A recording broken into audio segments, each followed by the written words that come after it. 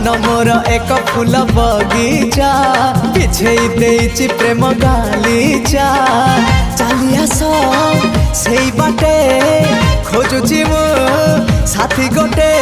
सुंदरी सुरायना ना ना झुमता ना ना ना आस सुनयना झुमता ना ना ना आस सुनयना झुमता ना ना ना ना आस सुनयना झुमता ना ना ना आस